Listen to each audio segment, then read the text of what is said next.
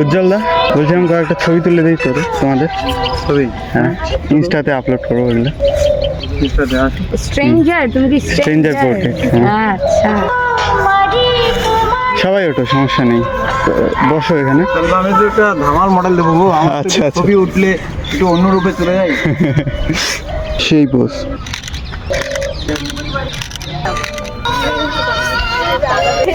ও কি দারুণ এসছে না?